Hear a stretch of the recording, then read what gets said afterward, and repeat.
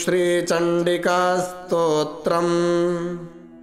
या देवी खड्गहस्ता सकलजनपदव्यापिनी विश्वदुर्गा श्यामाङ्गी शुक्लपाशाद्विजगणगणिता ब्रह्मदेहार्थवासा ज्ञानानां साधयित्री यतिगिरिगमनज्ञानदिव्यप्रबोधा सा देवी दिव्यमूर्तिः प्रदहतु दुरितं चण्डमुण्डा प्रचण्डा। ह्रां ह्रीं ह्रूं चर्ममुण्डे शवगमनहते भीषणे भीमवक्त्रे क्रां क्रीं क्रूं क्रोधमूर्तिर्विकृतकुचमुखे रौद्रदंष्ट्राकराले कङ्कालधारिभ्रमसि जगदिदं भक्षयन्ति ग्रसन्ति हुङ्कारं चोच्चरन्ति प्रदहतु दुरितं चण्डमुण्डा प्रचण्डा। ह्रां ह्रीं ह्रूं रुद्ररूपे त्रिभुवननमिते पाशहस्ते त्रिनेत्रे रां ह्रीं ह्रूं रङ्गरङ्गे किलिकिलितरवे शूलहस्ते प्रचण्डे लां लीं लूं लं वजिह्वे हसति कः कः शुद्धघोराट्टहासे कङ्काली कालरात्रिः प्रदहतु दुरितं चण्डमुण्डा प्रचण्डा। घ्रां घ्रीं घ्रूं घोररूपे घघघटितैर्घुर्घुरारावघोरे निर्मांसि शुष्कजङ्घे पिबतु नरवसा धूम्रधूम्रायमाने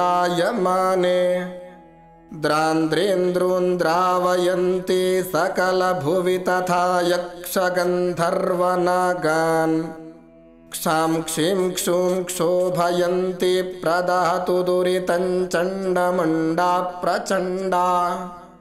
भ्रां ह्रीं भ्रूं चण्डवर्गे हरिहरनमिते रुद्रमूर्तिश्च कीर्तिः चन्द्रादित्यौ च कर्णौ जडमुकुटशिरो वेष्टिता केतुमाला स्रक्सर्वौ चोरगेन्द्रौ शशिकिरणनिभा तारकाहारकण्ठा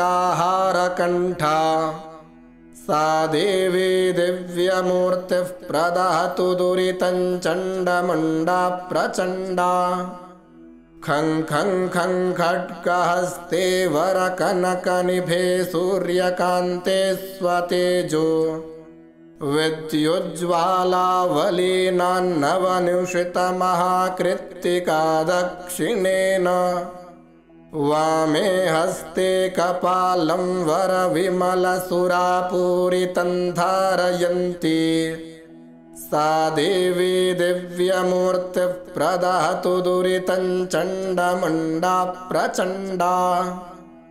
ॐ हुं हुं फट् कालरात्रिरुरुसुरमथनी धूम्रमारी कुमारी ह्रां ह्रीं ह्रूं हत्युषोरौ क्षपितु किलिकिला शब्द अट्टाट्टहासे हा हा भूतप्रसूते किलिकिलितमुखा कीलयन्ति ग्रसन्ति हुङ्कारं चोच्चरन्ति प्रदहतु दुरितं चण्डमुण्डा प्रचण्डा।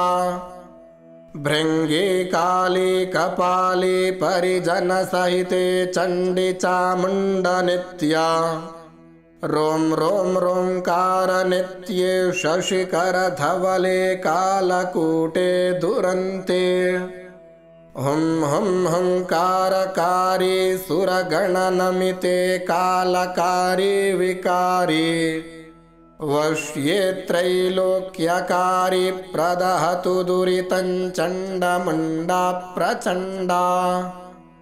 वन्दे दण्डप्रचण्डा डमरुरुणिमणिष्टोपटङ्कारघण्टैर्नृत्यन्ति याट्टपातैरटपटविभवैर्निर्मला मन्त्रमाला सुक्षौ कक्षौ वहन्ति खरखरितसखाचार्चिनी प्रेतमाला मुच्चैस्तैश्चाट्टहासैर्घुरुघुरितरवा चण्डमुण्डा प्रचण्डा त्वं ब्राह्मी त्वं च रौद्रा शवशिखिगमना त्वं च देवी कुमारी त्वं चक्रे चक्रहस्ता घुरुघुरितरवा त्वं वराहस्वरूपा रौद्रे त्वं चर्ममुण्डा सकलभुवि परे संस्थिते स्वर्गमार्गे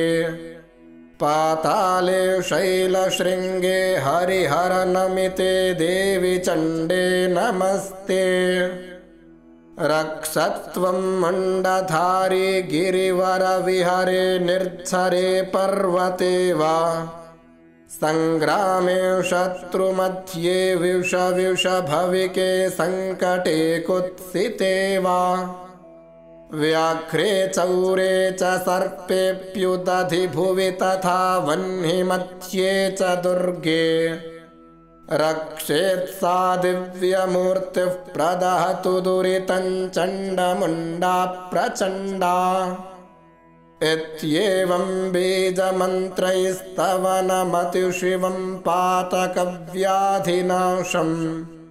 प्रत्यक्षं दिव्यरूपं ग्रहगणमथनं मर्दनं शाकिनीनाम् इत्येवं वेगवेगं सकलभयहरं मन्त्रशक्तिश्च नित्यं मन्त्राणां स्तोत्रकं यः पठति स लभते प्रार्थितां मन्त्रसिद्धिम् इति श्रीमार्कण्डेयविरचितं चण्डिकास्तोत्रम्।